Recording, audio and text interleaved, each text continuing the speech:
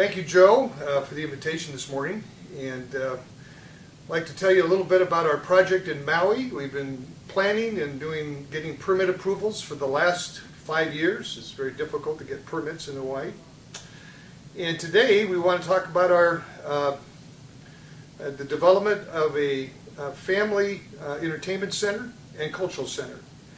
Now, have any of you been to Maui?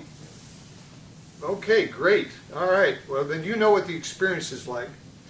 I've been there many times myself, but I didn't realize where that spirit came from. And we're going to talk about the spirit and the culture of Hawaii and how we're going to preserve that through our center. So what I would like to do is give you an overview of our goals and our vision. I'll also outline at the end some different ways that if you want to participate either as a donor or as an investor or as a partner, ways that you can work with us and partner with us.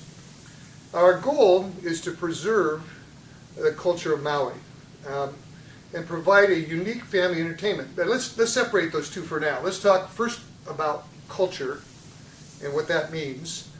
You've all heard about the rainbow of Hawaii. Well, what that represents is the migration of many nationalities that came to Hawaii and the integration of those nationalities into what you experience today. The Aloha spirit, we're going to talk a little bit about the Aloha spirit and where that comes from. It's a legacy that's been passed down over the centuries in Hawaii, and particularly in Maui, where there was no written language. It was either conveyed by dance, by songs, and by chants, and how that culture evolved and the challenges that it had along the way, and the current challenges it has today against that culture, and that's one of the reasons why we want to preserve the culture of Maui. Let me talk a little bit about the history of that. It's kind of interesting. Captain Cook discovered the islands back in the 17th century, and unfortunately he brought along with him the Western diseases. It almost wiped out the whole population, let alone the culture. The missionaries then followed, and well-intentioned, but they also wanted to change the dress, the dance, and take away a number of the cultural traditions of the Maui and the Hawaiians. The sugar moguls in the 1800s, late 1800s, started to run the islands. And of course, Hawaii was a monarchy for years and years. And they brought down that monarchy. So what's the current challenge? The current attack on the culture, if you want to call it that, is that many of the youth of Hawaii and Maui are leaving the islands. They're leaving because there's job opportunities elsewhere, maybe leaving for a number of reasons. So we want to be able to curb that and give them more reasons for the youth of Maui to stay in Maui, both to create jobs as well as to, just create jobs and opportunities and have them want to stay in the islands. So that's the cultural side. I want to talk about this, the spirit of aloha, which, by the way, we'll cut to that in the slides at this point, Chris. So the spirit of aloha is going to be a series of slides that describes what the spirit of aloha is, and I would do that a little earlier. Okay? So we'll go back into character here in a second.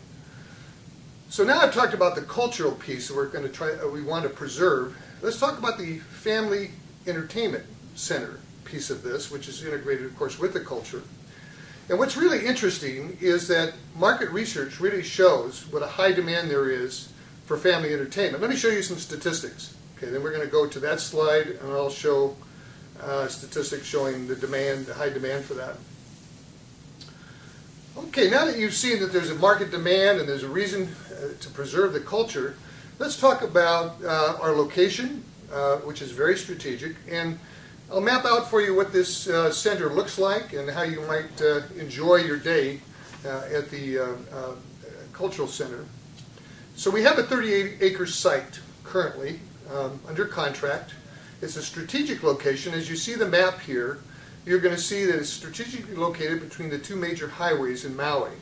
If you're familiar with Maui at all, it's right outside the Kihei area, in between Kihei and Wailea, close to the resorts and close to the cruise ports that come in on a regular basis. So great strategic location. Now let me show you just another schematic of what the actual site looks like. As you can see, there's going to be 8 villages representing the different nationalities. Now they include some of the ones that were born and raised here, the Hawaiians, the Polynesian cultures such as Tahiti and Tonga and Samoa, but also Maui had a different mix that came to Maui versus some of the other islands. A very heavy mix of Chinese, Korean, Japanese, and Filipino.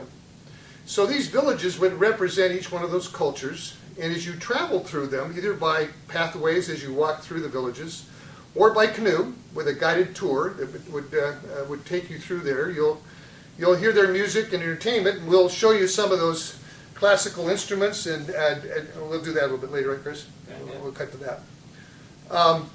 You'll also enjoy some local food and some cuisines, from the traditional luau's to other types of natural foods that have been preserved, again, for the use.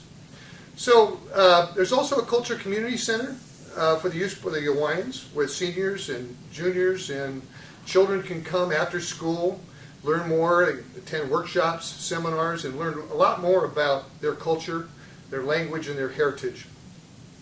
So let's switch over a little bit and talk about our plans for our fundraising campaign, which we're now kicking off, and tell you a little bit about the corporate structure. And if, again, you need more information, more detailed information, that would be provided to you in terms of our business plans.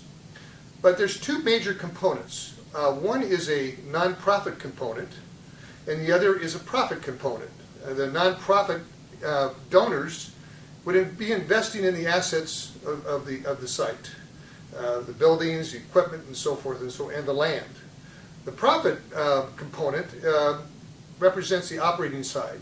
Again, a lot of the revenues come from admissions and so forth. We've done a lot of market research, by the way, in terms of the market opportunity. And again, if you have a chance and you want to read our business plan in more detail, you'll be able to see. But we've researched, and you'll see here a list, and we'll show this slide, of a number of sites that are cultural centers around the world, and have gathered information in terms of their pricing, and in some cases knowing what their profitability looks like, and their drawing, and the percentage of the population they have attending those sites. We also, you'll see here a list of all the cultural sites on Maui today. There is no standalone center for family entertainment and culture. So, but many of the resorts and hotels do an excellent job of portions and pieces of that. So I think we have a fairly good grasp on the competitive market. And again, at some point, if you're interested, you can look into more detail in terms of our plans and our numbers, so to speak. So let me tell you the 5 ways that somebody can get involved with us in terms of investing or donating. As I mentioned, the nonprofit donor has all the deduction rights, but it allows a nonprofit donor to really have an impact on culture. It's something that you can really use to make a difference in people's lives. The profit investor, I think this could be a real interesting proposition for you. It's not software or technology, it's people and making a difference in culture. So if you're the type of investor that wants to get what we call return on culture, we'll take off a return on investment, that this is an excellent way to put your money to work, get a good return, hopefully. Name sponsors. You know, we're going to have, last year there were over 2 million visitors to Maui. And it has the highest per capita expenditure per family of any resort area in the world. In fact, the Asian community spends 2 to 3 times more than the U.S. community when they come to Maui. So there's some great opportunities there for exposure to brand your company. Could be a village that you sponsor and so forth. Another area is strategic partners. Now these are partners who have, maybe they're already in the entertainment industry and have some synergy with what we're doing. It might be an airline. It could be a hotel chain that might be interested in working with us to support and may have resources to be able to invest in this. And last but not least are the legacy partners, and that's the people of Maui and Hawaii. People who have been there for generations, who want to have, so to speak, a piece of the rock. It might be a little brick that on our entranceway that they could buy for a minimal amount and with their family name that goes back through history and legacies. Well, I really thank you for your time today. I think that if you want more information, you will see it on the handouts as well as on the slides. This is where to contact us to give you more detailed information and a presentation perhaps.